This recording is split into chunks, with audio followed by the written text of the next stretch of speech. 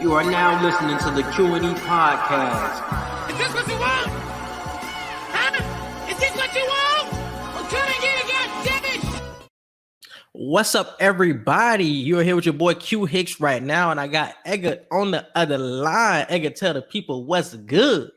What's up, everybody? Welcome to another episode of the Q&E Podcast. Today, we are reviewing Shang Chi and the Legend of the Ten Rings. I think this is the first Asian film Marvel has done, as far as I know, for the MCU. For the modern MCU. So I loved it. This was a great origin story. Me and Quincy were just talking about this could possibly be a top 5 origin story from Marvel. So I loved it. I love the way they showed us enough in the previews, but there was still so much in the movie that they left out. And I love that. I love when movies don't give you everything in the previews. And this movie definitely delivered. This movie was fantastic, bro. Shout out to everybody from Marvel. They got a formula over at Marvel where they really can't lose. Whatever movie they got coming out is going to be cool in some way. So you really can't lose when it comes to Marvel. But I was kind of questioning how he was going to fit into the MCU, because I knew that he was going to be good at the combat. Obviously, when you age, you got the karate and all of that shit. So I knew he was going to be good at the hand-to-hand combat. But I was like, in the future of the MCU, like, that shit's not really going to hold up. We got all these mystical beings. We got witches now. Like, you're not going to hold up. But the fact that he has the 10 rings now, we see the power of the 10 rings. It's like, oh, this nigga could hockey be like a top Avenger in these coming years. It's like, okay, now I see where we're going with Shang-Chi moving forward. And I like his sidekick, Katy, too. I like what they got going on. Because I think he's going to be a top Avenger moving forward with the mystic powers that the 10 rings hold. But even if he didn't, even if they did move him to a lower tier type of Avenger, what we got from Falcon and the Winter Soldier, he would dominate in that realm of, just regular conflicts that Falcon and Bucky and they'll be going against. But the villains that we're getting now aren't really like those Falcon and the Winter Soldier type of villains. Like, we're getting like extraterrestrial villains now. It's like, bro, we don't really need you on that level. But you got to remember what we're gonna get with possibly the anti-Avengers / Thunderbolts. Like, he could go affair against that and be like a true, adversary against those people. But he's definitely gonna fit more with the Lokis and the Doctor Stranges and Eternals and all of that stuff. That's his bag for sure. Because we see with the post-credit scene, you have brought up a good point, bro, about how that could end up impacting the future MCU. So I want you to dive into that. So with the 10 rings, we see in the sorry for everybody, we starting off with the end of the movie. So in the post-credit scene, you see Wong. Wong comes and he gets Shang-Chi and Katy, and he brings them to the sanctum that they're in New York, and they're evaluating the 10 rings because Wong notices a beacon going off in the rings, and this is due to the recent activity that they've had with the rings. The rings have been around for, I want to say, about 4,000 years, and Shang-Chi's father had them for at least 1,000. So all these years, there's been a beacon going off, and I think that beacon is linked to the deviants that we're going to get in the Eternals movie, because that's the whole thing they're wondering in the new movie that's coming out in November. How are the deviants coming back? We know half of the universe came back with Thanos' snap, but the deviants would have been here already if it was due to the snap.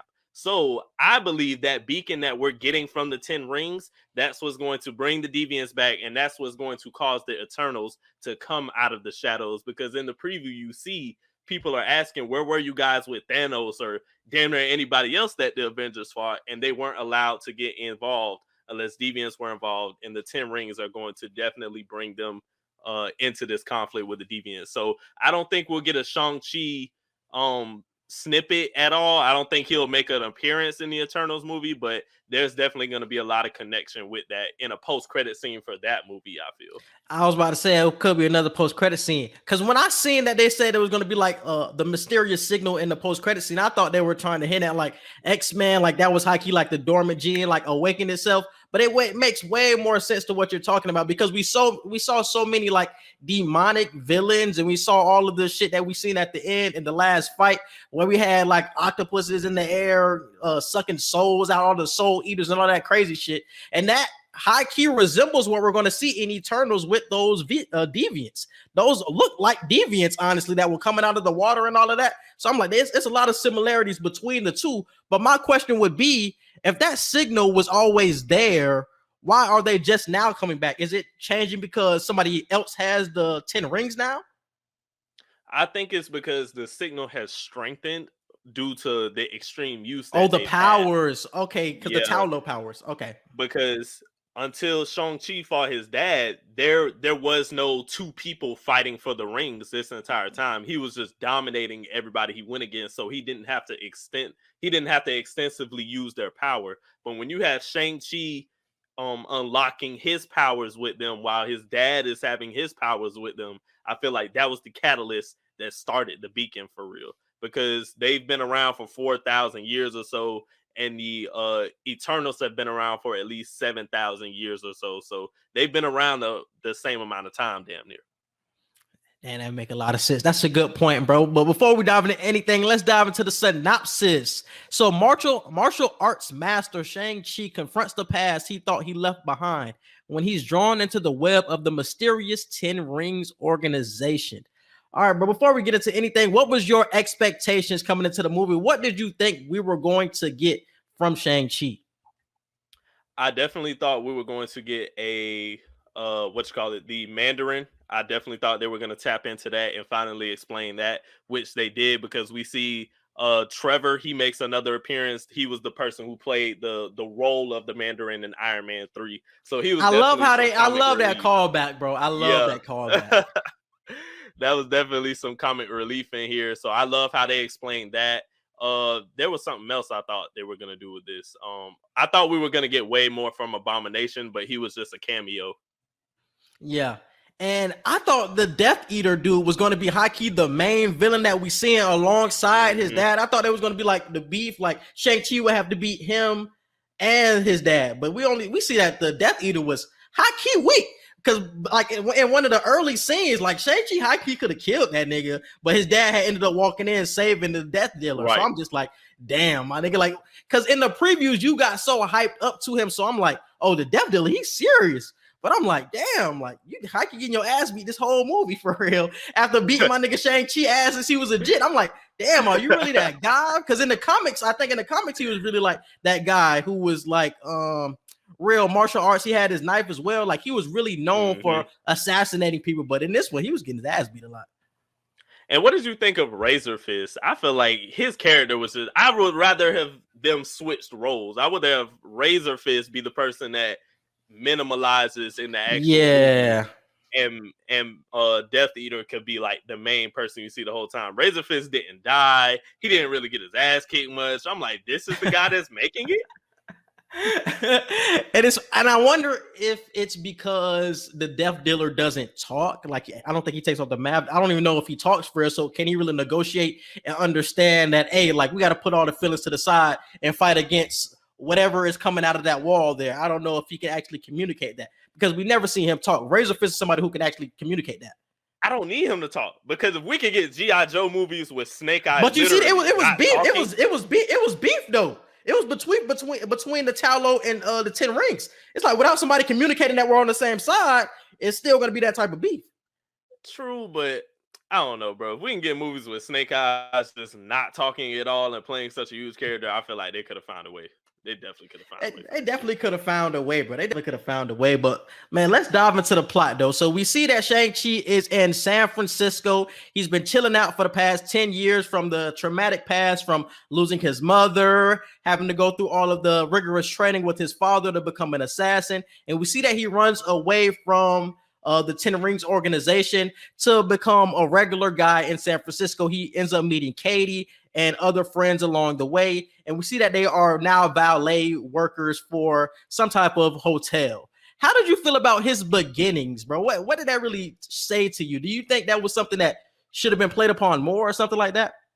No, I think they did perfect, especially with the way they sequenced the flashback scenes. I love how they did that, because at first, when the movie first started, I'm like, oh, damn, I'm thinking it was going to be a situation where he didn't really know his past, But this was a situation where he fully knew what his past was. He knew who his dad was. He was just hiding his identity this whole time because the bus scene came way earlier in the movie than I expected. And I didn't think he was just going to know how to fight instantly. I thought it was going to be some shit he was going to have to learn, or he gets some hidden powers and learns how to fight or some shit like that. So I love the fact that they sequenced the flashbacks throughout the movie the way they did, so you can see why he already knew the shit that he knew. Yeah, and I agree with everything you said about the flashbacks. And I love what they did throughout the entire movie, how it was like a flashback to give you more information on the past. Then you got like some fighting scenes. Then you got the history on the Chinese culture. So it was a good sequencing. So you learned about the past. You learned about the future. You learned about historic facts. You learned more about the 10 rings. And you also got good hand-to-hand combat. So everything that you want out of Asian American's hero, you honestly got with this. You got the history and you got the fighting. I don't know how anybody could really be mad at this movie, bro. And honestly, like you said before, I think could be a top 5 origin story. And this was easily the best movie of the year. I was hearing people talk about Black Widow was better. I'm just like, I don't know what movie I was watching, but this movie was clearly better than Black Widow. And Black Widow has no effect on the future of the MCU. That shit was a prequel to what happened in Infinity War. So that shit don't even matter for real. And y'all saying that's better? Because even if Black Widow came out last year when it was supposed to, it still wouldn't have hit like that. Like, it really wouldn't have. Whether it came out in 2019 right after Endgame or came out in 2020 during the pandemic, it still just would not have hit the same regardless. That movie it was okay, but it had no substance towards the future, like you said. So I would say as far as Marvel things that have dropped this year, including shows, I would have Shang-Chi at number 1, and then I would have the Loki series at number 2. I'm surprised you said that because I thought you would have Loki 1 because it has so much impact creating the multiverse, and then Shang-Chi. But what we know we're going to get with Loki, that was great. And I love how they explained all the multiverse shit, but I just love the cinematography of Shang-Chi, like the origin story. And like I said, the first real Asian superhero that we're getting in the MCU. Like I have to give that the nod over Loki because there were certain things missing with Loki that I feel like they could have done better or dove into more, but it was a show at the same time. So I can't criticize it too much because they didn't have that much time to work with. Yeah. And Shang-Chi was just so different from the other Marvel movies, bro. I feel like usually when a movie tries to give you history, especially when it's Marvel, they try to do it with Captain America. They try to do it with Thor. We see that those probably are the 2 worst Marvel movies. Like they boring as hell, but this one kept your attention throughout the entire 2 hours because of the flashes with the fights in between, because of the history. You were learning so much about the past and new things that you really didn't know about these other characters. So I think they're improving in that aspect too when it comes to the origin stories, because if they made this movie back in 2010, I don't think this Shang-Chi movie is hitting the same, but they have learned from their mistakes. Yeah, they learn from their mistakes and like, hey, we got to really hit with this origin movie, boy. Because usually when we do a history, it doesn't hit like this. And I was saying this before we started the episode. Marvel did a great job of not really making this feel like a Marvel movie. Like when I was watching this, I didn't feel like I was watching a Marvel movie. For all my Ip Man fans out there, I felt like I was watching an Ip Man movie. I felt like I was watching Return of the Dragon. Like I felt like I was watching a real Asian movie, like some Jackie Chan shit or something like that.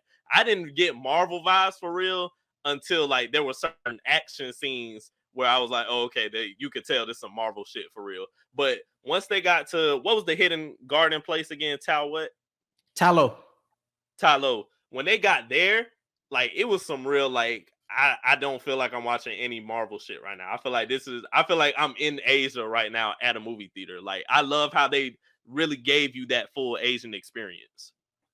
And the way that the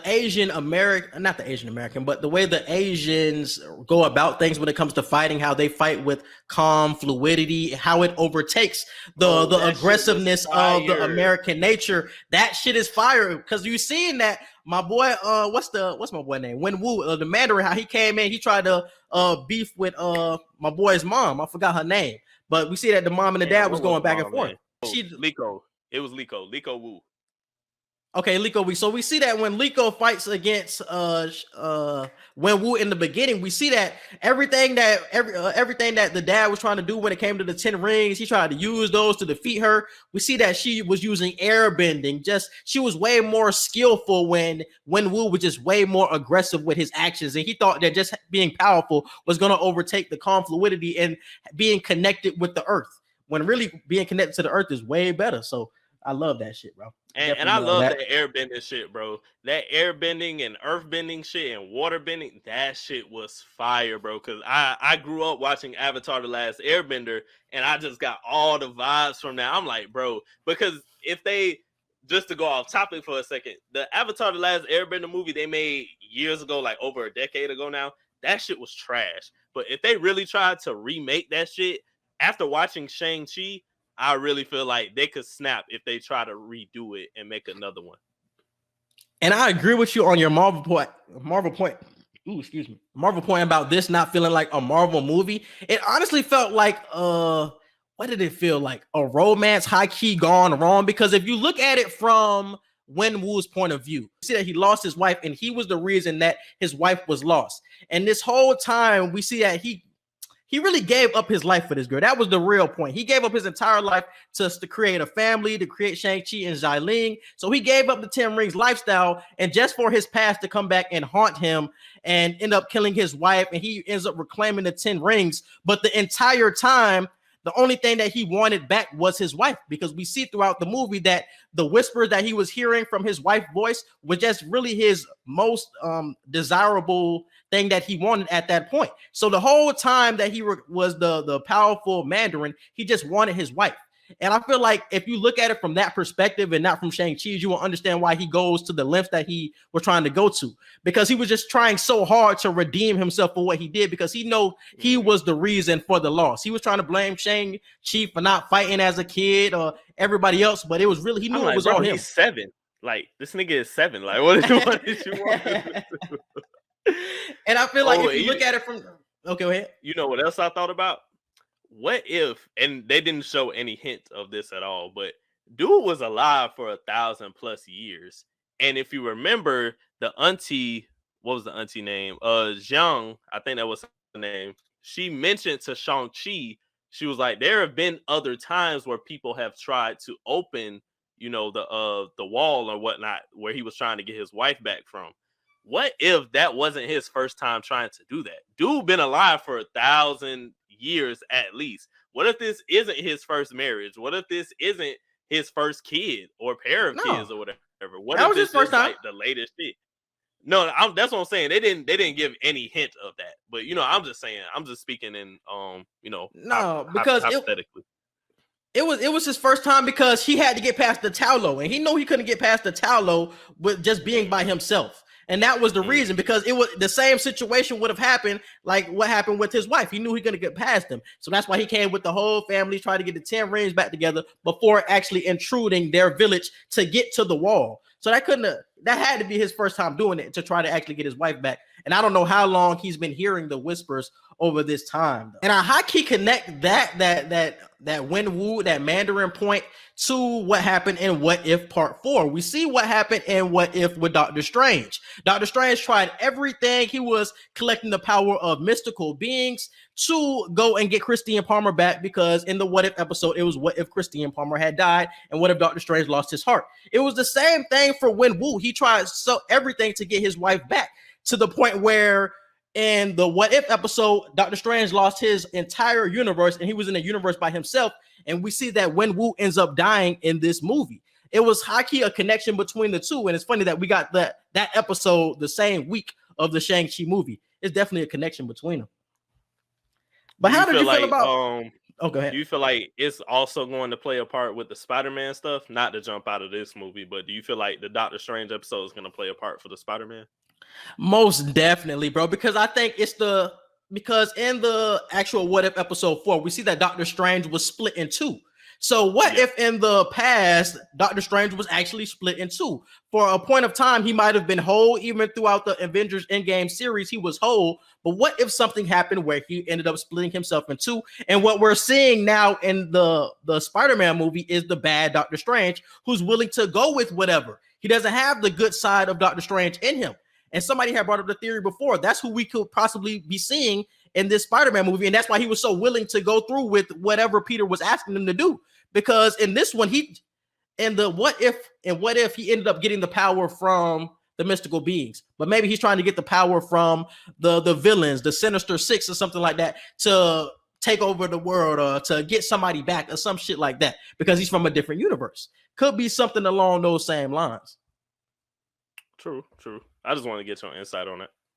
Yeah. And how did you feel between the connection between Mother and the kids? Because we see that they both had pendants to stay connected to their mom even after their past. How did you feel like that relationship worked?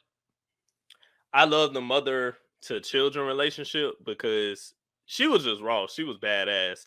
And just to segue to the daughter, Xialing, Shang Chi's sister, she was raw as fuck.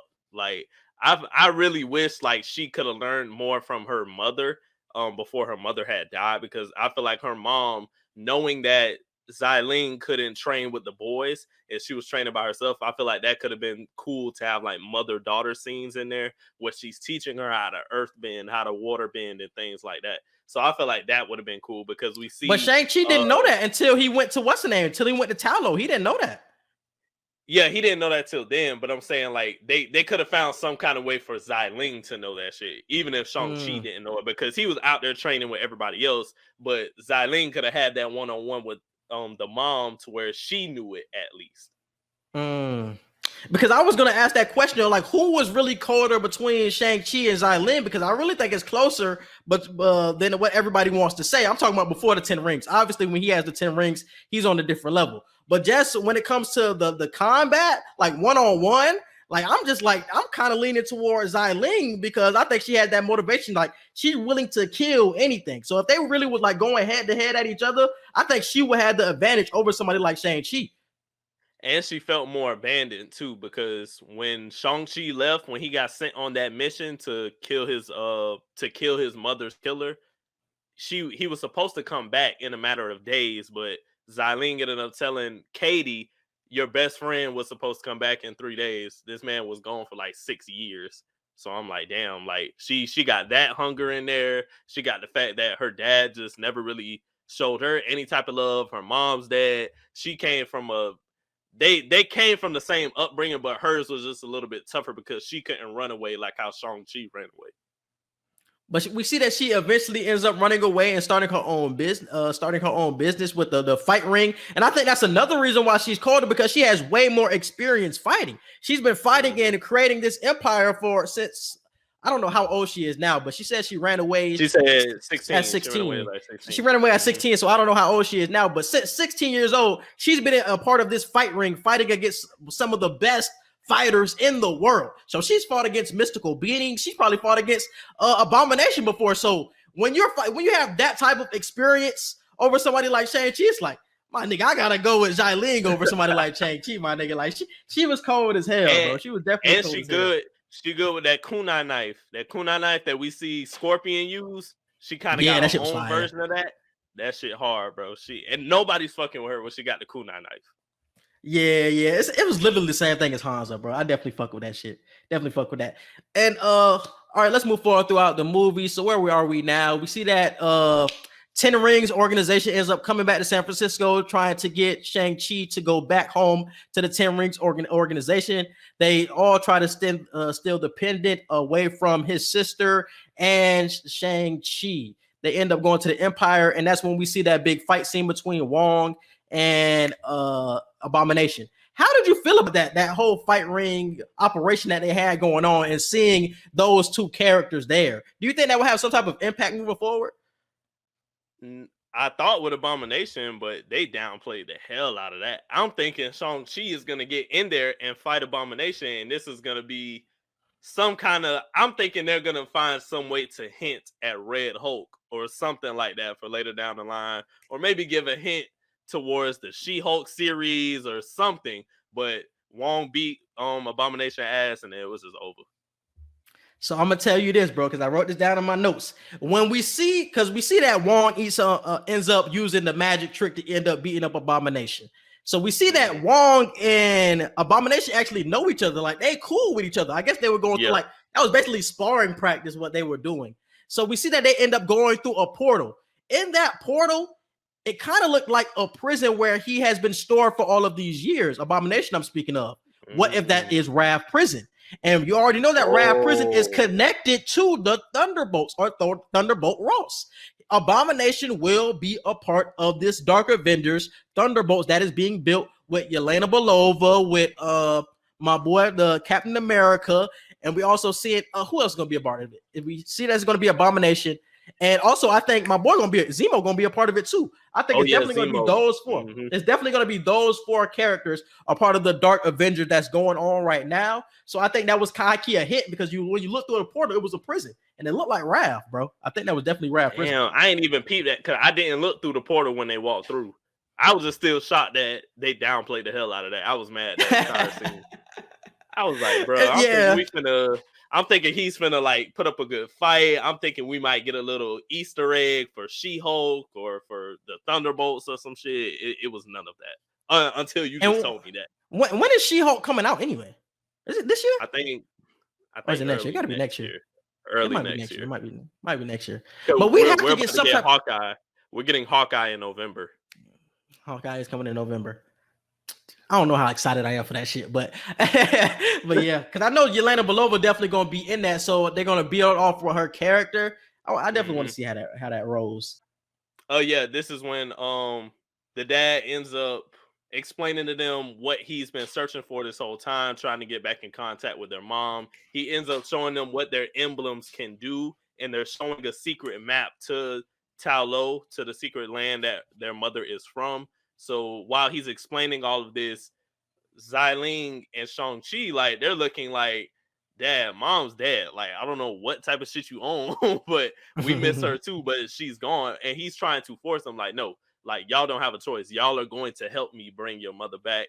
And then this is when they meet Trevor Slattery in the prison that he put them in until he's ready to talk to them again. And this is when they find out the Mandarin years ago in Iron Man 3 was all a fake. It was all a hoax and everything. So that's when we meet that little pig thing too. That little pig. Yeah, no face. Yeah, that was fire. I fuck with that shit too, bro. And I like how it had a sense to Talo to end up getting them back home in a later scene. I fuck with that shit. But I fuck with the Trevor Slattery experience because obviously it was a nice callback. But the fact of that we learned that he was about to be killed by the Mandarin for impersonating him, but was only kept around to be like a jester. So this nigga is like underground, just acting to himself. He think he hallucinating when he see the little pig shit. That shit was hilarious to me, bro. I love that comic relief with them niggas, bro. I love that comic relief. But this is the question I wanted to ask you, bro, about the 10 Rings organization and why they were following Wenwu. Because why were they not questioning his plan? Like, we're going to take over Talo to find your dead wife. Wouldn't you think they would question that at some point? Like, are we really wasting our time here to find your dead wife? Like, we know she's dead been dead for a minute now. The fact that a good number of the people in the 10 Rings army aren't Asian, like I've seen a lot of American people in the 10 Rings army. So to them, they're probably looking like, shit, if I'm seeing people earthbend and waterbend around here and I can see this guy with 10 rings that literally can kill anybody at any time, who's to say that we can't revive a dead person at this point? So that's probably what the American soldiers was thinking. And the Asian soldiers who are already over there, they're accustomed to a lot of animal spirituality and ancestral spirituality, just like African people are. So like with Black Panther, the ancestral plane, like if you explain that to American people, they're like, what? Like you can go back and talk to your ancestors, but there it's common. So I feel like in the Asian community, it's the same way with their spiritual ancestry. I honestly don't think he was questioning him because he was the Mandarin. But I feel like somebody should have stepped to him. It should have been a scene where somebody stepped to him like, what are we doing, dog? Like, what are we going to Talo just to save your dead wife? I feel like somebody should have questioned that, and then he ends up killing them. Like, nah, nigga, we gonna get my wife by any means necessary, some shit like that, and then everybody gets back in line. But maybe he's already done that before. I don't know, but I feel like we should have seen a scene with or something like that. But that's why I say nobody's questioning it. You see the forest is a maze. Like you could literally walk up to the forest and just see the forest moving. So you're seeing that. You're seeing people bend earth and water. You're seeing magical rings everywhere. Like I'm not questioning anything at this point. But my question was, how did all 6 cars end up getting the Talo with the 10 Rings organization? All 6 cars ended up getting the Talo. Because we seen when it was Shang Chi trying to drive the Talo, like we see that the forest was kind of closing in on them. So how the fuck did 6 cars get through? Like, no, it was no problem, but one car had trouble. That was just one of them parts of the movie you just don't question. just know that they got there. Just know they got there. Bro, I see 6 cars pull up, bro. I was just like, what the fuck is going on here? Like, how did all of them get through that shit? Because obviously we knew they had the map, so I'm like, I'm not surprised that they got there. But all 6 of them getting there, I'm just like, that doesn't make sense at all. That doesn't make sense. But now we are at Talo, or let's get to the part where Talo, where he ends up meeting his aunt, and he ends up learning more about his mother, the history behind Talo, and he finds out more about earthbending. How did you feel about the aunt and the impact that she had on him, and also Katy as well? Katy had a good relationship with that culture, and she learned how to shoot arrows over there. How did you feel about that? I like it was basically like a training montage, so I liked it. I thought the aunt, she was really cool. Katy learning how to be useful at something, which turned out to be archery. I love that. I didn't like the fact that it was just her arrow alone that ended up killing the big dragon or whatever you want to call it. I didn't like it was just single-handedly her arrow, because I'm like, you just learned archery like 2 days ago. So I don't know. I feel like it could have been like multiple people shooting arrows, and I mean, it wasn't just her arrow though. It was Shang-Chi actually. God, it was just an arrow.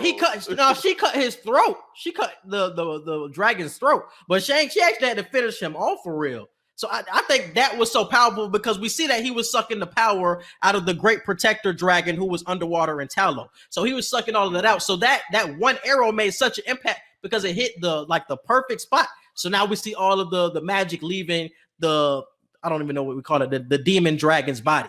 And then we see Shang-Chi actually finish him off. So it made sense to me. Even though she learned it a couple of days ago, I think she hit it in the right spot. Just right enough for the magic end up, and then Shang-Chi finished him off. So I would say that she killed him straight up. She helped though. No. Like not that you say that. Yeah, like it took Shang-Chi doing everything he did to actually kill it. Because he still had to get the 10 rings together and boom that shit. Yeah. So you got a point. Because I would agree with you if she just shot the arrow and then we see the dragon in the water. It's like, hey, come on now, this is Shang-Chi. Because I would have got Suicide Squad vibes. I swear I would have got Suicide Squad vibes. If all it took was an arrow to kill this shit, just like them rats in Suicide Squad, that was the worst way they could have did that shit. I'm still pissed about that. I really thought we was going to get that type of shit. That's facts, bro. That's facts. But moving forward, that's when we get to let's speed forward to the end scene, the fight scenes. We see that Wenwu ends up coming into Talo. It's beef between Talo and the 10 Rings organization. We see a whole lot of fights going down, and we see the fight between Wenwu and Shang-Chi going at it. The one theme that I continue to get from this film, they kept bringing it up to Shang-Chi, was stop pretending. Be yourself. How did you feel about that theme? Because he, even throughout the film, when he was fighting his father, he had some good licks on his father. Like that continued to be brought up. So how did you think he overcame that and to become what he became at the end? I don't even necessarily know what he was pretending about. That was confusing to me. Now, if they were just telling him, like, don't be afraid to tap into who you are or something like that, cool. But I didn't feel like he was pretending to be or to not be anything. I felt like he just wasn't tapping in all the way to himself. So that was confusing to me when they kept telling him that. Was he pretending to be an assassin? Was that something that they were hinting out? Because he's had so much training in that you're really not an assassin at heart. Stop pretending like you're that. Was that it? Because we seen that the aunt ended up saying the same thing when they were having their little fight montage and she was doing the airbending training him. She said the same thing when he was like going at her with the full fist. It's like, stop pretending that's not you. Open your fist up. Become what you really are. Yeah. Okay. Yeah. I see what you're saying now. Because he was subconsciously just being his dad with his fighting style. Okay, okay, it makes sense now. When I was watching the movie, it didn't click to me then, but it's clicking now. Yeah, because he was trained down that road. So it's like, stop pretending like you're that, because your mother didn't raise you that way. Even though you were trained to be an assassin, that's not really you. So stop pretending like you're that. You're really your mother's kid. You have both your father and your mother in you. Like, tap into both of those and become what your real potential is. And I think that's what stop pretending was. Like, stop trying to punch like you really that nigga. Like, you ain't that for real. You're not that guy. You're not that guy. So yeah, now we get to the end scene. We see that during the first fight, Shang-Chi ends up getting pushed into the water, and then we see the Great Protector scene where he finds the dragon underneath the water. How did you feel about that connection? And what else? That was one of the coolest scenes of the whole movie. That shit was so cool, bro. Like, I didn't expect the dragon to play that type of role. I'm thinking that was going to be a situation based off of the preview. I was thinking that was going to be a situation where he's in the water at some point in the movie and he's having flashbacks while talking to this ancestral dragon or something like that. I'm thinking it was going to be like that. I didn't expect this thing to come out the water and start fighting and save the day. That shit was cool. So yeah, I love that. That was like one of my favorite scenes. And I thought it was gonna be more so that too, like giving it power to defeat your father. But we ended up seeing that he really didn't give him any power. Shang-Chi just had to tap into his mother's side of the Talos and get with the earth bending and the air bending. He had to tap into more so that than to be like the assassin. I thought it was going to be more so power thing too, but it really wasn't. So I like the way it did it because it was necessary. They needed that dragon because without that dragon, they was not taking down that demon dragon at the end, bro. Even if Shang-Chi had the 10 rings, I don't know how he defeating that shit, bro, without that dragon flying around doing all the shit that it was doing. Like, that demon dragon at the end was OP, bro. And I don't know if he's completely dead. I feel like that's something that we can damn near see in a future episode. Because when they killed him, did he explode all the way or something? I forgot what he looked like when he died. Did he explode or did he go in the water? Because he went in the water, but the 10 rings were in his stomach, and that's when Shang-Chi did the move and activated the rings. So I'm not sure if he exploded or not. I can't fully remember. I don't know. I think he exploded. He might have exploded. Yeah, he had to have exploded because they did the lantern thing at the end of the movie in the lake to remember all their loved ones, and the lake was peaceful at that point. And the dragon, the protector dragon, was in the water. True. But I feel like I see in a tweet, like, I don't be surprised if we see that again because it could high key get resurrected. Just how it was stored away in that wall for so many years. Maybe it's just like hibernating. It was defeated, now it's hibernating, and somebody has to give it power once again. Maybe he needs somebody else, just like Wen-Wu, to come and save it once again. So even though it looked like an explosion, it could still be underwater, but just needing like somebody to tap into the power so it can become something once again. That's something that we can high key see in Shang-Chi 2, because we talked about it before. What plot do you think they will go down? Do you think it will be him against his sister since she's the head of the 10 Rings organization at this point? Like, how do you feel like they're going to go? And that's the biggest thing that I was going to bring up. Like, the other post-credit scene with his sister.